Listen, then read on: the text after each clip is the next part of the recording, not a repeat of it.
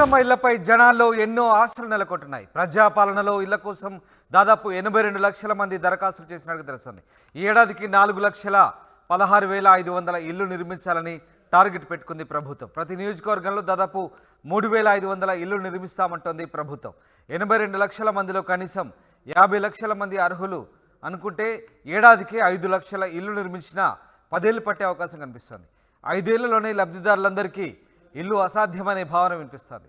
82 లక్షల దరఖాస్తుల్లో ఇందిరమ్మ ఇళ్లకు అర్హులెవరు? లబ్ధిదారుల ఎంపిక ఎలా ఉండబోతోంది? నియోజకవర్గంలో 3,500 మందిని ఏ ప్రాతిపదికన ఎంపిక చేస్తారు? ఇందిరమ్మ ఇళ్లపై జనాల్లో ఎన్నో సందేహాలు వెల్లువెత్తున్నాయి. ఈ నేపథ్యంలో తాజాగా ప్రభుత్వం ఏడాది దాదాపు 4,16,500 ఇళ్లను నిర్మిస్తామని చెప్తోంది. ప్రతి నియోజకవర్గానికి 3,500 ఇల్లు నిర్మిస్తామంటూ టార్గెట్ పెట్టుకుంది. ఇప్పటికే 82 లక్షల మంది దరఖాస్తు చేసుకున్న నేపథ్యంలో కనీసం 50 లక్షల మందికి ఇవ్వాలనుకున్నా ఏడాదికి 5 లక్షల మందికి నిర్మించిన 10 ఏళ్లు పట్టే అవకాశం ఉంది. అయితే ప్రభుత్వం ఈ టార్గెట్ని ఎలా రీచ్ కాబోతోంది? మొత్తం మీద గృహలక్ష్మి కింద ఇంటి నిర్మాణాన్ని ఎలా చేపట్టబోతుంది? లబ్ధిదారుల ఎంపిక ఎలా ఉండబోతుంది? మా ప్రతినిధి దివ్య లైవ్లో జాయిన్ గా ముందు ఒక్కసారి భట్టి విక్రమార్క దీనికి సంబంధించి అసెంబ్లీలో ఏం మాట్లాడారు చూద్దాం. రాష్ట్రంలో అవసరమైన వారందరికీ డబుల్ బెడ్రూమ్ ఇళ్లను నిర్మించి ఇస్తామని గత ప్రభుత్వం చేసిన వాగ్దానాన్ని గాలికి వదిలేసింది. గత ప్రభుత్వం చెప్పిన విషయాలు విని తెలంగాణ రాష్ట్ర ప్రజలు డబుల్ బెడ్రూమ్ ఇళ్లపై ఎన్నో ఆశలు పెట్టుకున్నారు. ప్రజల అవసరాలని ఆశల్ని గత ప్రభుత్వం వారి రాజకీయ అవసరాలకు మాత్రమే వాడుకుంది. కానీ మా ప్రభుత్వం 6 గ్యారంటీల్లో భాగంగా ఇందిరమ్మ ఇళ్ల పథకం కింద ఇల్లు లేని వారికి ఇంటి స్థలం ఉన్న వారికి ఇంటి నిర్మాణానికి 5 లక్షల సాయం అందించడానికి అవసరమైన కార్యాచరణ మొదలు పెడుతున్నది. ప్రధానమంత్రి ఆవాస్ యోజన పథకం కింద పొందగలిగిన నిధుల్ని గత ప్రభుత్వం వినియోగించుకోలేకపోయింది. అందుకోసమే ఇప్పుడు కేంద్రం నుంచి అత్యధిక నిధులు రాబట్టి వాటిని తెలంగాణ ప్రజలకు మరింత ఎక్కువ లబ్ధి చేకూర్చేలా వినియోగిస్తాం. ఈ సంవత్సరం ఇందిరమ్మ ఇళ్ల పథకం కింద ప్రతి నియోజకవర్గానికి 3,500 ఇళ్ల చొప్పున మంజూరు చేస్తామని తెలియజేయడానికి సంతోషిస్తున్నాం. ఈ పథకానికి బడ్జెట్లో 7,740 కోట్ల. రైట్, 6 గ్యారంటీల అమల్లో భాగంగా ప్రభుత్వం ఇల్లు లేని వారికి ఇల్లు నిర్మిస్తామంటుంది. ఇంటి స్థలం ఉన్న వారికి డబ్బులు ఇస్తామని చెప్తుంది. మొత్తం మీద ప్రతి నియోజకవర్గంలో 3,500 మందిని ఎంపిక చేశారు. దాదాపు ఈ ఆర్థిక సంవత్సరానికి 4,16,500 మందికి ఇల్లు నిర్మించామని ప్రభుత్వం చెప్తుంది. రైట్, అసలు ప్రభుత్వం దీన్ని ఏ ప్రాతిపదికన అమలు చేయబోతుంది? లబ్ధిదారుల ఎంపిక ఎలా ఉండబోతుంది? మా ప్రతినిధి దివ్య లైవ్లో జాయిన్ అయ్యారు. దివ్య, ముఖ్యంగా లబ్ధిదారుల ఎంపిక ఎలా ఉండబోతుంది? ఇందిరమ్మ ఇళ్లకు సంబంధించి ప్రభుత్వం చెప్తున్న లెక్కల ప్రకారం దాదాపుగా ప్రతి ఈ ఆర్థిక సంవత్సరానికి 4 లక్షల పైచిలకు మందికి ఇళ్లను నిర్మిస్తామని చెప్తుంది. సో ఏ ప్రాతిపదికన లబ్ధిదారుల ఎంపిక ఉండబోతోంది? ఎస్ రామదాస్, అంటే తెలంగాణలో కాంగ్రెస్ ప్రభుత్వం కొలి తీరిన రోజునే 6 గ్యారెంటీలను అమలు చేస్తామన్న దానిలో కూడా ప్రజాపాలన పెట్టి 6 గ్యారెంటీల దరఖాస్తులను వాళ్ళు తీసుకున్నారు.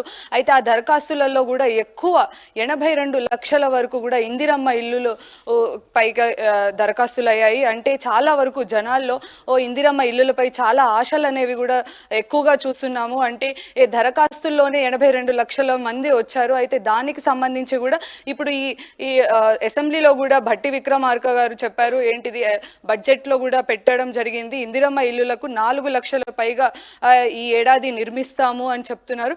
కానీ అందులో 8 లక్షల మంది 82 లక్షల మంది కూడా దరఖాస్తు చేయడంతో కూడా దాంట్లో ఎంతమందిని అంటే ఎంతమంది వరకు నిర్మిస్తారు అనేది ఇంకా తేలాలి. అంటే కొంతవరకు ఎలిమినేట్ చేయడానికి, అంటే ఎవరినైతే ఒక మినిమం ఎంత ఎలిమినేట్ చేసినా కూడా, అంటే రేషన్ కార్డు ద్వారా కావచ్చు, లేకపోతే ఆధార్ కార్డు ద్వారా, లేకపోతే వాళ్ళ ఇల్లు స్థలాలు అవన్నీ పొలాలు ఇవన్నీ చూసి ఎలిమినేట్ చేయాలి అని చూస్తున్నారు. అయితే ఎంత ఎలిమినేట్ చేసినా కూడా 82 లక్షల్లో కనీసం 50 లక్షల మంది ఉంటారు. ఈ చొప్పున చూసుకుంటే ఏడాదికి 4 లక్షల ఇల్లులు కట్టిస్తామని ఇటు భట్టి గారు చెప్తున్నారు. అయితే చూసుకున్నా కూడా 5 సంవత్సరాలకి ఈ 5 సంవత్సరాల్లో 80-50 లక్షల ఇల్లు అనేది పూర్తవ్వదు. ఎందుకంటే గత ప్రభుత్వంలో కూడా మనం చూసుకోవచ్చు, బీఆర్ఎస్ డబల్ బెడ్రూమ్లు అని ప్రకటించారు. అయితే అందులో చాలా వరకు మాకు ఇల్లులు అందలేదని ప్రజలు చాలా వరకు నిరుత్సాహం పడ్డారు. అయితే దాన్ని మరి ఇందిరమ్మ ఇల్లులు ఎంతవరకు నిర్మిస్తారు, అసలు దేన్ని బేస్ చేసుకొని, అంటే ప్రజాపాలనలో అయితే 82 లక్షల ఇల్లుకు దరఖాస్తులు వచ్చాయి. దాంట్లో ఎంతమందిని ఎలిమినేట్ చేసి ఈ కొంతవరకు ప్రభుత్వం చాలా వరకు ఎలిమినేట్ చేయాలని అయితే చూస్తుందని చెప్పుకోవచ్చు రామదాస్.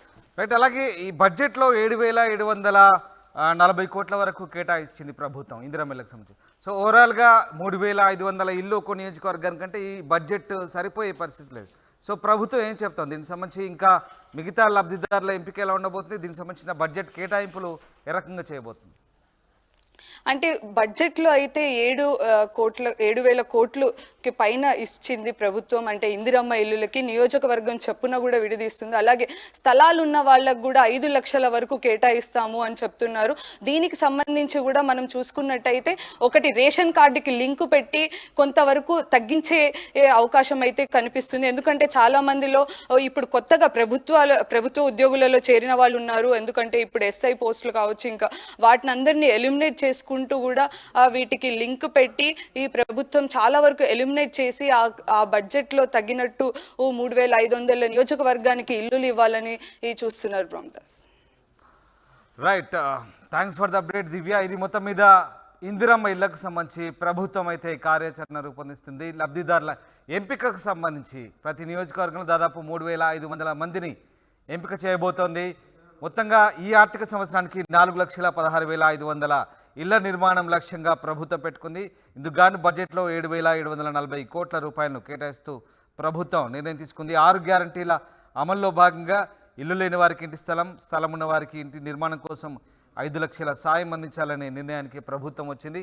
అందుకు అనుగుణంగా లబ్ధిదారుల ఎంపిక ఉండబోతుంది. క్షేత్రస్థాయిలో పరిశీలన తర్వాత అసెంబ్లీ నియోజకవర్గాల వారీగా అర్హుల జాబితాను సిద్ధం చేసేందుకు ప్రభుత్వం ప్రణాళికలు రూపొందిస్తోంది.